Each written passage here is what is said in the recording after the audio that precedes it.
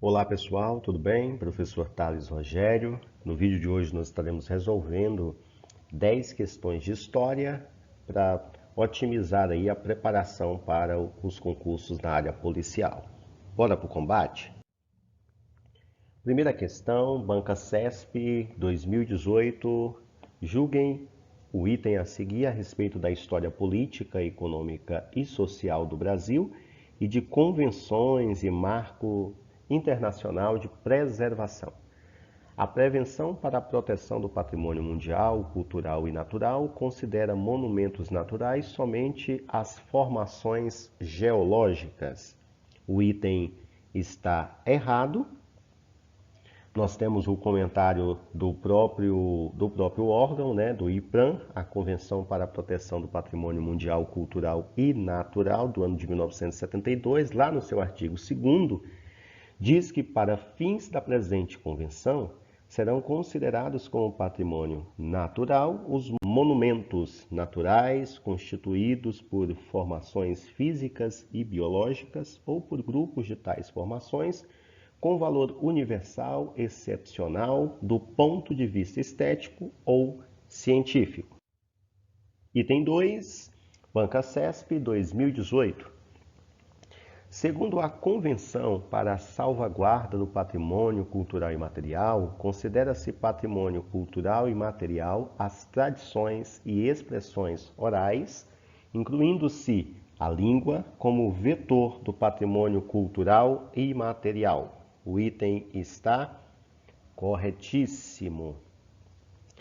No próprio dicionário do patrimônio cultural do órgão do IPRAM, diz que entende-se por patrimônio cultural e material as práticas, as formas de ver e pensar o mundo, as cerimônias, no caso os festejos, rituais religiosos, as danças, as músicas, as lendas e contos, a história, as brincadeiras, o modo de fazer, comida, artesanato, os instrumentos, os objetos, e também o patrimônio cultural de um povo é formado pelo conjunto dos saberes, fazeres, expressões, práticas e seus produtos que remetem à história, à memória e à identidade desse povo. Item 3º, Banca SEDUC do Ceará, ano 2016. Leia o texto abaixo. Em 1932, o Estado de São Paulo se mobiliza contra Vargas no episódio que entrou para a história do Brasil como a Revolução Constitucionalista. Nessa revolução, milhares de pessoas de todas as classes sociais doaram pratarias, joias e alianças para ajudar financeiramente o movimento. Todo o Estado, unido, trabalhou com garra para a vitória da causa paulista. Nesse contexto, podemos explicar a Revolução Constitucionalista de 1932 como a. O descontentamento dos tenentes com a repressão desencadeada sobre eles após o movimento de 1930. B. A revolta popular contra as determinações autoritárias impostas após a decretação do Estado Novo. C. A reação dos paulistas frente à perda da hegemonia na política nacional após a Revolução de 1930. D. A tentativa golpista de tomada do poder e a instalação do socialismo liderada por Luiz Carlos Prestes. E a articulação da alta cúpula das Forças Armadas contra a ampliação das liberdades políticas. Alternativa correta, C. A reação dos paulistas frente à perda da hegemonia na política nacional após a Revolução de 1930.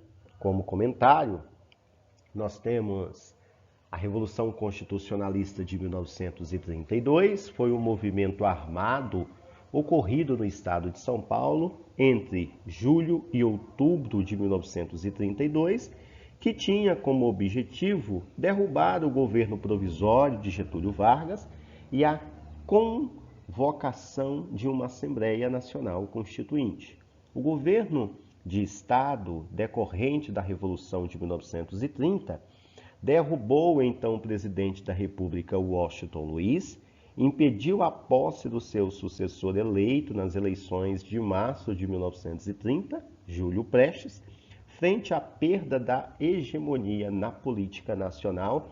Depois, a maioria dos presidentes estaduais, atualmente se denominam governadores, fechou o Congresso Nacional, as assembleias legislativas estaduais e as câmaras municipais e, por fim, cassou a Constituição de 1891, que era a Constituição vigente.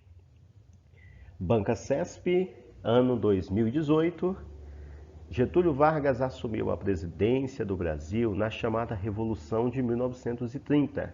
Seu governo foi marcado por fortes transformações econômicas e sociais, bem como por acontecimentos políticos importantes no Brasil e no mundo. A respeito da era Vargas, julgue, certo ou errado, o próximo item. Com a decretação do Estado Novo em 1937, Getúlio Vargas tomou medidas como a suspensão do pagamento da dívida externa, a diminuição da liberdade de imprensa e a extinção dos partidos políticos. O item está certíssimo. Em novembro de 1937, como consequência do golpe implantado por Getúlio Vargas, chamado de Estado Novo, decidiu-se pela suspensão unilateral do pagamento do serviço da dívida, apresentando-se como justificativa a impossibilidade de conciliar estes pagamentos com a manutenção das importações essenciais ao desenvolvimento econômico do país e o reequipamento das Forças Armadas. Os pagamentos do serviço só foram retomados sob pressão norte-americana com a negociação do novo acordo temporário, isso no ano de 1940, que previa por 4 anos o pagamento de uma escala equivalente a 50% da escala de pagamentos do esquema Oswaldo Aranha. Banca VUDESP 2019. Em 1933, o presidente argentino Juan B. Justo visitou o Brasil e, na ocasião, Vargas deu enorme destaque à amizade argentino-brasileira, tradição arraigada na alma dos dois povos. Salientou a identidade de interesses entre os dois países e as impossibilidades de intercâmbio econômico, cultural e de mútua assistência para assegurar a tranquilidade interna e a paz exterior. Segundo o artigo de Maria Helena Capelato, a aproximação latino-americana pode ser explicada pelo desinteresse da política externa norte-americana pela América Latina, mais preocupada em conter a expansão nazifascista. B. Pelo interesse do Brasil e da Argentina em ocuparem cargo de destaque na Liga das Nações com o apoio dos Estados Unidos. C. Pelo fechamento do mercado europeu aos principais produtos da América Latina, como café, maquinofaturados, têxteis e petróleo. D. Pelo afastamento dessa região dos Estados Unidos em função do descontentamento derivados da crise de 1929. E E.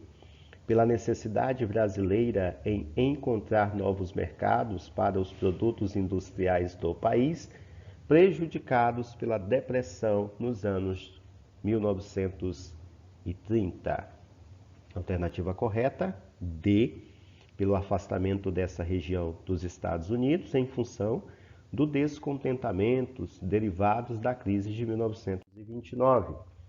Como comentário, o texto explora o contexto do período da presidência de Getúlio Vargas após 1930, mais específico, o ano de 1933, quando da visita do presidente argentino ao Brasil, nesse momento a maior aproximação entre os países da América Latina, em função da década de 1930 ser bastante desfavorável à posição de hegemonia dos Estados Unidos. A situação de baixa de preços dos commodities do mercado internacional e a dificuldade de importação de produtos industrializados obrigou os estados latino-americanos a buscar opções de fornecedores e consumidores, como consequência, a inovação nas parcerias políticas. A alternativa D está correta. Após a crise de 1929, afetou e muito a economia agromineira ou exportadora dos países latino-americanos. Há uma diminuição significativa do financiamento de bancos norte-americanos. Além disso, a importação dos produtos pelos Estados Unidos diminuiu drasticamente. As relações com os Estados Unidos ficam, por conseguinte, mais difíceis.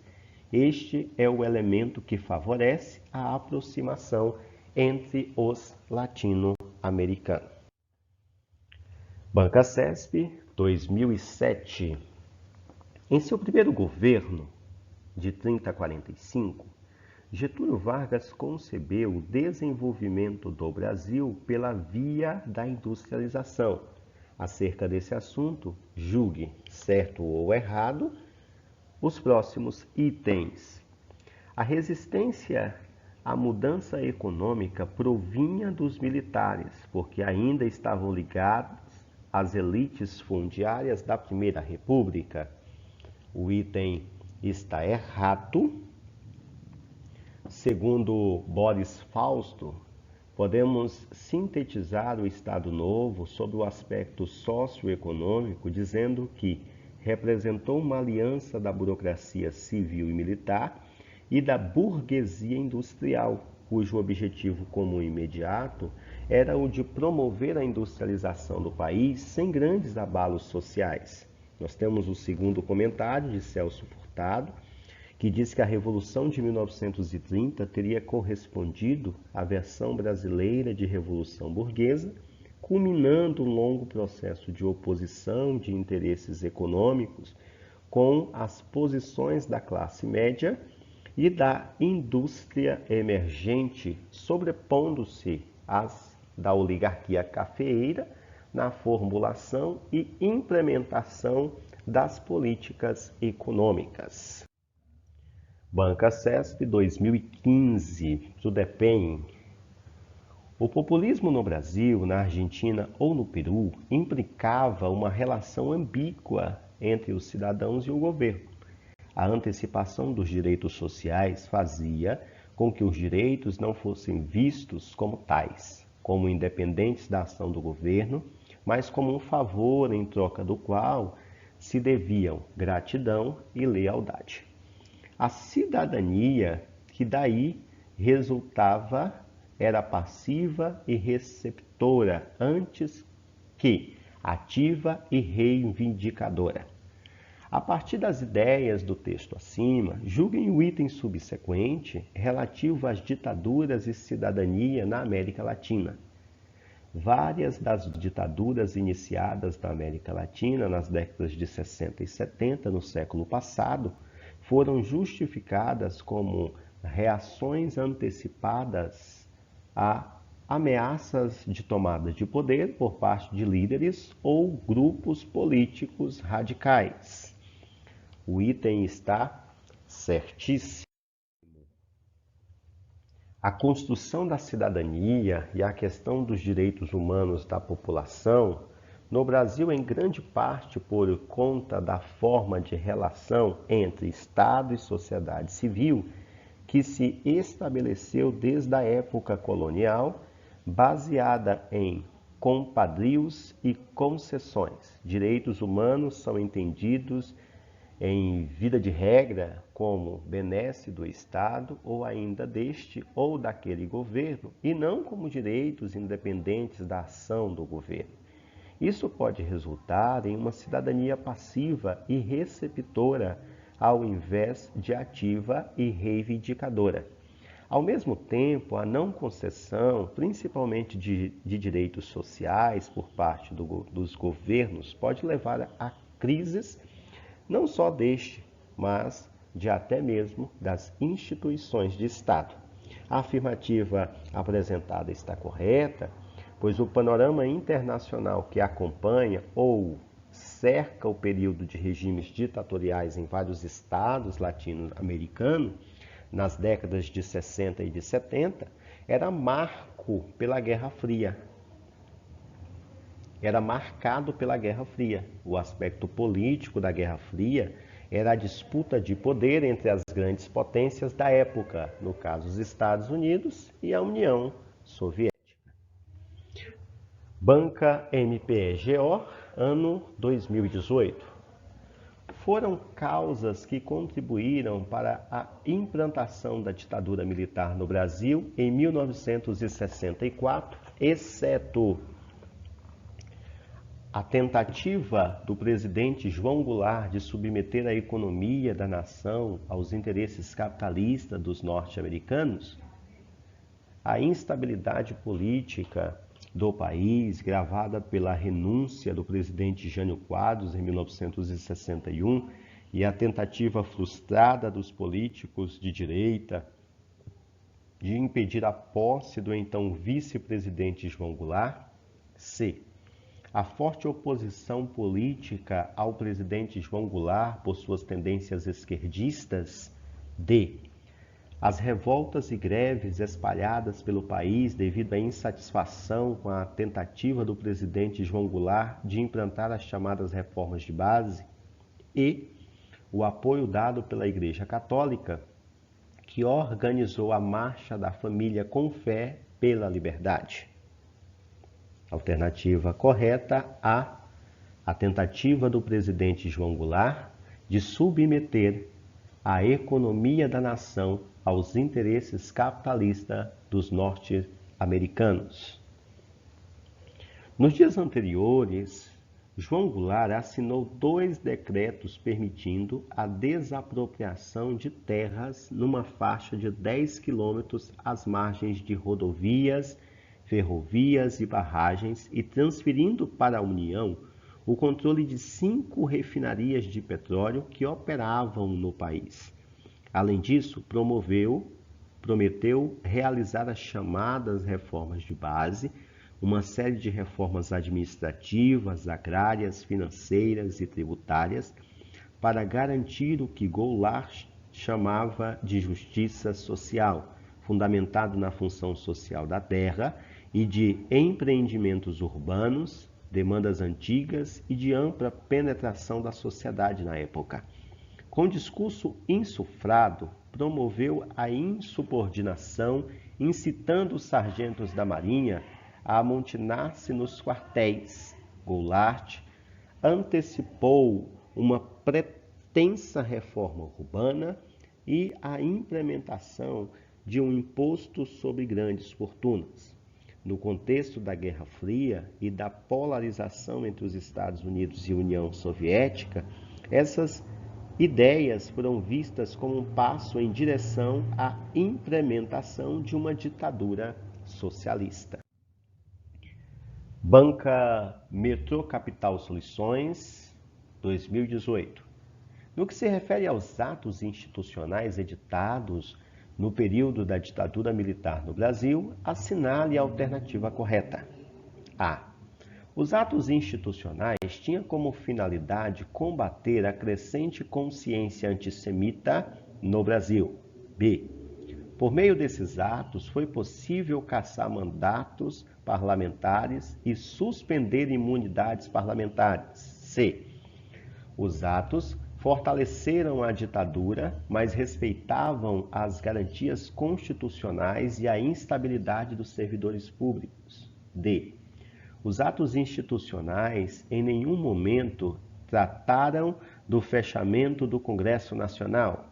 E os atos institucionais garantiam a continuidade das eleições diretas para governadores e prefeitos durante todo o período militar.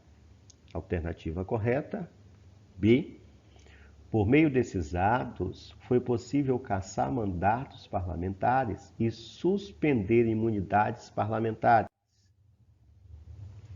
Como comentário, os atos institucionais foram decretos emitidos durante os anos após o golpe militar de 64 no Brasil. Serviram como mecanismos de legitimação e legalização das ações políticas dos militares, estabelecendo para eles próprios diversos poderes extraconstitucionais. O ato institucional de número 1 dava ao governo militar o poder de alterar a Constituição, cassar mandatos legislativos, suspender direitos políticos por 10 anos, demitir, colocar em disponibilidade ou aposentar compulsoriamente qualquer pessoa que tivesse atentado contra a segurança do país. Ato institucional de número 2 instituiu a eleição indireta para presidente da República, dissolveu todos os partidos políticos, reabriu o processo de punição aos adversários do regime, estabeleceu que o presidente poderia decretar estado de sítio por 180 dias sem consultar o Congresso, entre outras determinações. O ato institucional terceiro estabelecia eleições indiretas para governador e vice-governador. Os prefeitos das capitais seriam indicados pelos governadores e também estabeleceu o calendário eleitoral.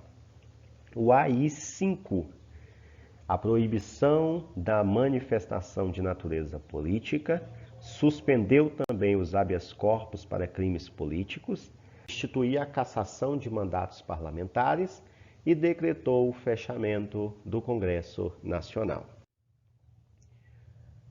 Banca FAUEL, ano 2015. Assinale a alternativa que apresenta corretamente os anos em que teve início e fim o período da ditadura militar no Brasil. Alternativa A, 1930 e 1945. B, 1964 a 1985. C, 1968 e 1988. D, 1974 e 1989. Alternativa correta B, 1964, 1985.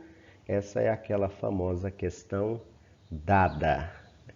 No Brasil, o período mais recente de ditadura militar ocorreu entre os anos de 1964 e 1985, com o argumento de evitar a realização de uma ditadura comunista no Brasil.